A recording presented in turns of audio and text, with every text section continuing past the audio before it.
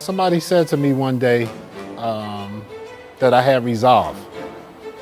I think that's my new way of explaining who Maxwell Brown is. I just don't give up. Unfortunately, I grew up kind of hard, came up kind of rough. My mom took me to the police station when I was 8 years old and left me there. And I ended up being adopted by a guy who had a gas station across the street from where we lived at. First generation Italian man, Salvatore Saletti, who's my heart. He taught me how to be a man. What he could not do was he could not erase the pain or the hurt of the abandonment. Because my thought process growing up was that my mother didn't want me, why would anybody else want me? And so I grew up battling insecurity and low self-esteem.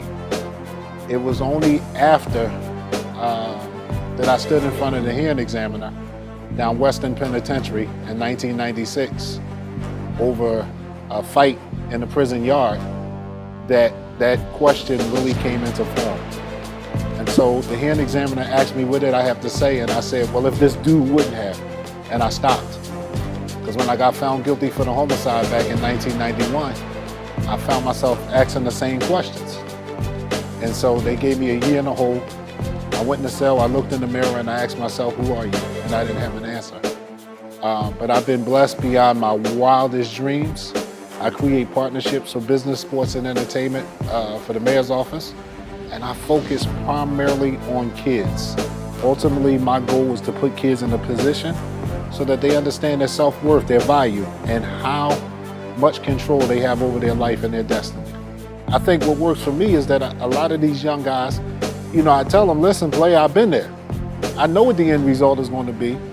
And because I'm so successful on the mature side, on the non-crime side, folks then take a step back and listen. But, when a person is out there and they're in that, you can only drop nuggets of wisdom until they reach that point where enough is enough. I was walking down the street and I bumped into this man and I said, can I talk to you a minute? And he said, yeah, what's up? And we talked for about 5 minutes. And he said, give me your number, because he had to go.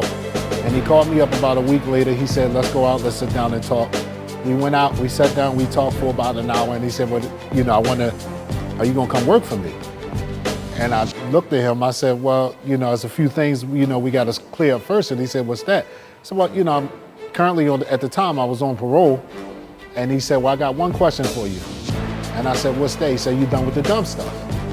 And he said, yeah. He said, follow me. And he took me back to his office. He called the staff into the conference room. And he said to his staff, from this day forward, I ain't going anywhere without this man. That was back in 2007, right after Michael Nutter announced he was running for mayor. And I've been with the mayor's office ever since. And my job is to put folks in a low-income community who are struggling with employment, family issues, social issues, help to bring them up where they can be self-sufficient and independent of governmental services. So what does that mean?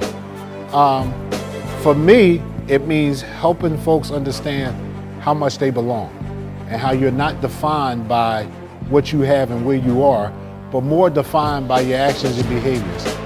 I focus on events and programs that allow folks to see that people are going to judge you by what you bring to them, not by who you are, not by what you have. So it's a fun job. I didn't want my life to be defined as someone who, came through some of the things that I came through and only ended up staying out of jail. Because you're only defined by not the great things happen to you, but how you handle the rejections. And I think I want my legacy to be someone that, in the boxing sense, I got knocked down, but I always got up and won the fight.